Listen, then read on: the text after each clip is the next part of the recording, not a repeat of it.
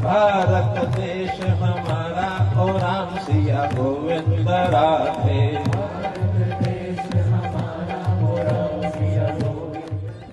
ये दृश्य है महाकुंभ का, जहां केंद्रीय मंत्री मनोहर लाल संगम नदी के तट पर स्वामी चिदानंद सरस्वती और अन्य साधु संतों के साथ भजन गा रही हैं।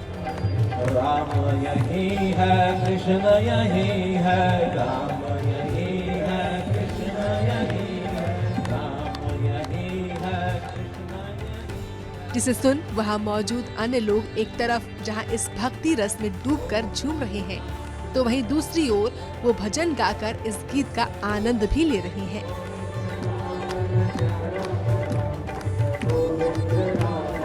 भारत देश हमारा ओ राम सिया गोविंद राधे। आपको बता दें कि इस दौरान मनोहर लाल संध्या आरती में भी शामिल हुए और उन्होंने अन्य साधु संतों के साथ आरती की, जिनकी कुछ तस्वीरों को केंद्रीय मंत्री ने अपने सोशल मीडिया अकाउंट एक्स पर शेयर किया है, जिसमें वो गुरु शरणानंद महाराज, स्वामी अवधेशानंद गिरी महाराज के साथ भी नजर आ रहे हैं। इस दौरान उनके साथ उत्तर प्रदेश के मुख्यमंत्री भी मौजूद रहे हैं।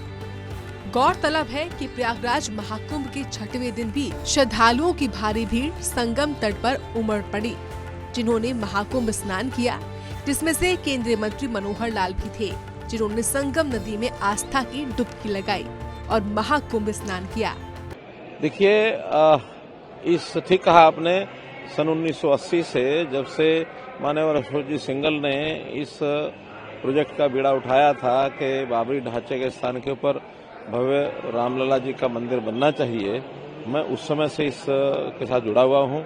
हम लोगों ने उस समय राम जानकी रथ यात्रा निकाली, उस समय शिला पूजन का कार्यक्रम हुआ, कार सेवकों को भेजा और कार सेवकों के माध्यम से जो भी कुछ यहाँ कार सेवा का प्रोग्राम चला और बाद में इस स्थान के ऊपर एक भव्य मंदिर निर्माण के नाते से जो पत्थरों की तराशी हुई, जो भी कुछ कार्यक्रम हुए, मैं इससे पहले 2021 में उस समय यहाँ आया था, जब खुदाई हुई थी, जब यहाँ नींव भरी जा रही थी, उस समय देख के गया था।